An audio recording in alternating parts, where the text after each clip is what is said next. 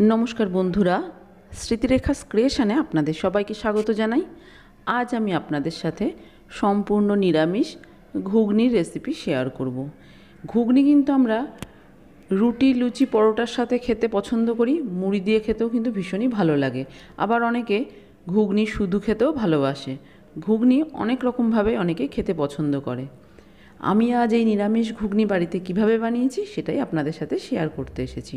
আসুন দেখে নেওয়া যাক আমার আজকের এই রেসিপি। এখানে দেখুন 1 কাপ মটর আমি ওভারনাইট ভিজিয়ে রেখেছিলাম। তারপরে সকালবেলায় আবারও ভালো করে ধুয়ে জলটা ফেলে দিয়েছি। আর আমি প্রেসার কুকারের মধ্যে ভিজিয়ে রেখেছিলাম। মটরটা দেখুন ফুলে ডবল হয়ে গেছে। এবার এর মধ্যে আমি দিয়ে দেব লবণ আর দিয়ে দিচ্ছি জল। আমি খুব বেশি এখানে জল দিলাম না, অল্পই জল দিলাম। ভালো করে একটু নেড়ে চেড়ে দিলাম। এবার ঢাকনাটা আটকে দিয়ে মটরটা সেদ্ধ করে নেব। মটর সেদ্ধ হতে হতে আমি ততক্ষণে একটা মশলা রেডি করব। তার জন্য গ্যাসে একটা প্যান বসিয়ে দিয়েছি। প্যানের মধ্যে দিয়ে দিচ্ছি 1 চামচ গোটা জিরে, 1 চামচ গোটা ধনে, 1 চামচ মৌরি, ছোট চামচের 1 চামচ রাঁধুনি আর ছোট চামচের 1 চামচ জোয়ান।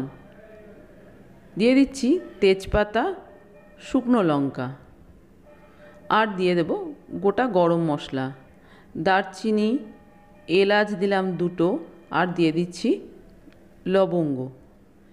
এবার গ্যাসের ফ্লেমটা লোতে রেখে এই মশলাটা একটু নেড়েচেড়ে ভেজে নেব। খুব বেশি ভাজার প্রয়োজন নেই, কালো যেন না হয়ে যায় মশলা, সেইভাবেই ভেজে নিতে হবে। দেখুন মশলাটা কিছুক্ষণ নেড়েচেড়ে ভেজে নিয়েছি। এর থেকে বেশি আর ভাজবো না, তাহলে মশলা পুড়ে যাবে, সুন্দর গন্ধটা আর মশলার থাকবে না। এবার আমি গ্যাস থেকে নামিয়ে নিয়ে এই মশলাটা সম্পূর্ণ ঠান্ডা করে নেব। দেখুন মশলা সম্পূর্ণ ঠান্ডা হয়ে গেছে। এবার একটা মিক্সির জারের মধ্যে ভেজে নেওয়া মশলাটা নিয়ে নিচ্ছি। এর মধ্যে দিয়ে দিচ্ছি বিট লবণ আর দিয়ে দিচ্ছি আমচুর পাউডার। এই আমচুর পাউডারটা আমার বাড়িতে তৈরি করা। এবার একটা মিহি পাউডার তৈরি করে নেব। দেখুন পাউডার তৈরি করে নিয়েছি। পাউডারটা কিন্তু একটু মিহি তৈরি করেছি। এইভাবেই মশলাটা তৈরি করে নিতে হবে।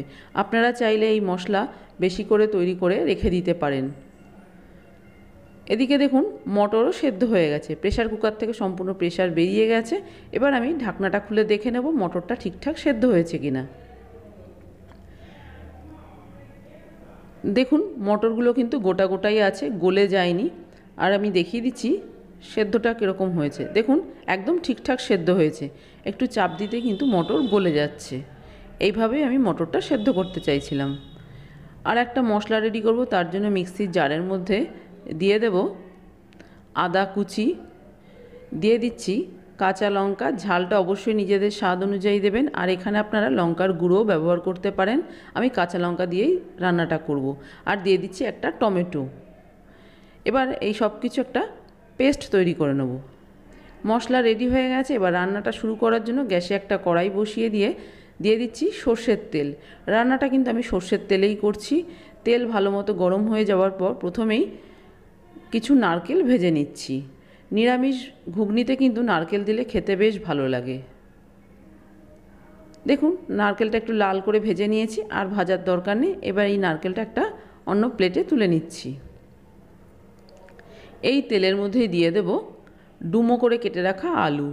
ঘুগনির আলু কিন্তু খুব বেশি লাল করে ভাজার প্রয়োজন হয় না, একটু নেড়েচেড়ে হালকা লালচে রং ধরলেই ভাজা হয়ে যাবে। দেখুন ঘুগনির আলুও কিন্তু আমার ভাজা হয়ে গেছে। এর থেকে বেশি আর আমি আলু ভাজবো না। এবার এই আলুগুলোকেও আমি একটা পাত্রে তুলে নিচ্ছি। কড়াইতে যে তেল আছে এই তেলেই কিন্তু বাকি রান্নাটা করে নেব। অনেকটাই তেল আছে কড়াইয়ের মধ্যে। দিয়ে দিলাম ফোড়নের জন্য গোটা জিরে, তেজপাতা আর শুকনো লঙ্কা। এবার ফোড়নটা কিছুক্ষণ একটু নেড়েচেড়ে ভেজে নেব। ফোড়ন ভাজা হয়ে গেছে। এবার এর মধ্যে আমি দিয়ে দিচ্ছি হলুদ গুঁড়ো আর দিচ্ছি কাশ্মীরি লাল লঙ্কার গুঁড়ো। কাশ্মীরি লাল লঙ্কার গুঁড়ো দিলে আর হলুদ দিলে তেলের ওপরে খুব সুন্দর একটা কালার হবে গ্রেভির। সামান্য একটু জল দিয়ে ভালো করে দেখুন কষিয়ে নিয়েছি। এবার এর মধ্যে আমি দিয়ে দেব মিক্সিতে বেটে রাখা মশলা। গ্যাসের ফ্লেমটা মিডিয়ামে রেখে এই মশলাটা খুব ভালো করে কষিয়ে নিতে হবে। মশলা থেকে তেল সেপারেট হওয়া পর্যন্ত মশলাটা ভালো করে কষিয়ে নেব। দেখুন মশলা থেকে কিন্তু তেল সেপারেট হতে শুরু করেছে, মশলা খুব ভালো করে কষানো হয়ে গেছে।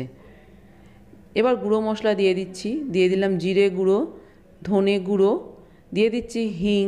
যেহেতু নিরামিষ রান্না করছি সেই জন্য একটু হিং দিলাম। হিং দিলে খেতে ভালো লাগবে, তবে যদি আপনাদের হিংয়ের গন্ধ পছন্দ না হয় হিংটা বাদ দিতে পারেন। দিয়ে দিলাম স্বাদ অনুযায়ী লবণ, আর মিক্সির জারটা ধুয়ে একটু জল দিয়ে দিলাম। যেহেতু গুঁড়ো মশলা দিয়েছি মশলা পুড়ে যেতে পারে সেই জন্য। এবার নেড়ে চেড়ে ভালো করে মশলা কষিয়ে নেব।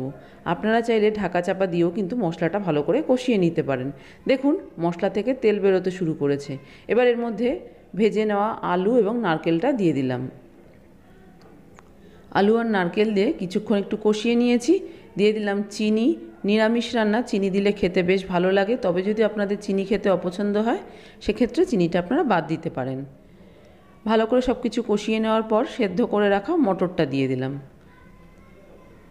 মটরও এই সময় ভালো করে একটু কষিয়ে নিচ্ছি। 1 থেকে 1.5 মিনিট মশলার সাথে ভালো করে কষিয়ে নেব। মটরটাও দেখুন দেওয়ার পর ভালো করে কষিয়ে নিয়েছি। এবার এর মধ্যে আমি দিয়ে দেব পরিমাণ মতো গরম জল। ঘুগনিতে কিন্তু একটু জলটা বেশিই দেবেন।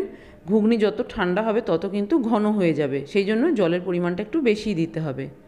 মটর সেদ্ধ করাই আছে, আলুও প্রায় সেদ্ধ হয়ে গেছে, তাই রান্না করতে কিন্তু আর বেশিক্ষণ সময় লাগবে না। এবার ঢাকা দিয়ে কিছুক্ষণ রান্না হতে দেব।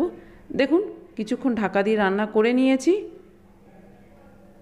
লবণ মিষ্টি চেক করে দেখে নিয়েছি, একদম ঠিকঠাক আছে। আলুও সেদ্ধ হয়ে গেছে। ঘুগনি রান্না করা কিন্তু আমার একদম কমপ্লিট। এবার আমি গ্যাসের ফ্লেমটা অফ করে দিয়ে দিচ্ছি যে মশলাটা তৈরি করেছিলাম ভাজা মশলা, সেই ভাজা মশলা। ভাজা মশলা দেওয়ার আগে গ্যাসের ফ্লেমটা অফ করে দিয়েছি, তারপরে ভাজা মশলাটা দিয়ে দিলাম। ভাজা মশলা দিয়ে আবারও ভালো করে নেড়ে চেড়ে ঢাকা দিয়ে কিছুক্ষণ স্ট্যান্ডিং টাইমে রেখে দেবো, তারপরে সার্ভ করব। এবার আমি ঘুগনিটা সার্ভ করে দেবো। একটা প্লেটের মধ্যে গরম গরম ঘুগনি দিয়ে দিচ্ছি।